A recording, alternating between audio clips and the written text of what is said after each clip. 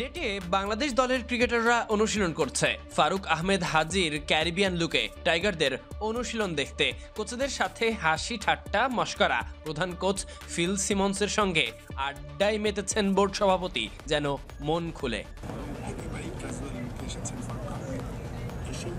এমন একটা সময় ভেঙে পড়লে চলবে না, তাই বোর্ড সভাপতিও ক্রিকেটারদের পাশে ছিলেন। সাবেক ক্রিকেটার, অধিনায়কও বটে, ক্রিকেটটা ভালোই বোঝেন। সেই অর্থে কোচের সঙ্গে আলোচনাটাও আগের যে কোনো সময়ের থেকে ভালোই জমে। ফারুক আহমেদ বাংলাদেশ জাতীয় দলে 1988 থেকে 1999 সাল পর্যন্ত খেলেছেন। মূলত ডানহাতি টপ অর্ডার ব্যাটার ছিলেন। 1988 সালে 29 অক্টোবর চট্টগ্রামে এশিয়া কাপে বাংলাদেশ দলের জার্সিতে অভিষেক হয় ফারুক আহমেদের। একই দিনে আকরাম খান ও ওহিদুল গনিরও অভিষেক হয়েছিল। বাংলাদেশ ক্রিকেটে তার এক গৌরবময় অধ্যায় আছে, তবে বর্তমান পরিচয়টা বোর্ড সভাপতির ক্রিকেটের প্রতি ভালোবাসা থেকেই দলের হারে দলের সঙ্গে।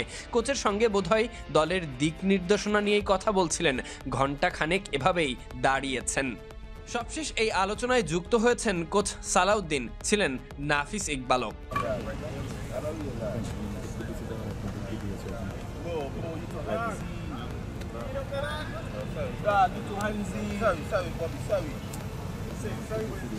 ভালো খেলেও ওয়ানডেতে হার টাইগারদের জন্য যা শুরুতেই পিছিয়ে পড়া। তবে পরের দিন নতুন সূর্যের মতো নিজেদেরও রাঙাতে হবে। প্রতিপক্ষের বিপক্ষে ভেঙে পড়ে নয়, গর্জে উঠতে হবে। তাই জয়ের খোঁজে টাইগাররা অনুশীলনে।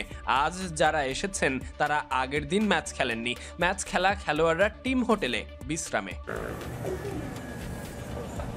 যাই হোক, টাইগাররা অনুশীলনে ব্যস্ত, সুযোগ পেলে যেন কাজে লাগাতে পারে। সকল কোচিং স্টাফ এদিন মাঠে এসেছেন শিষ্যদের অনুশীলন করাতে। দ্বিতীয় ওয়ানডের অপেক্ষা এখন ঘন্টা কয়েকের, সেখানে মাঠে নেমে ভালো করতেই হবে। Sadiq Ahmed Sunny, BD cric time.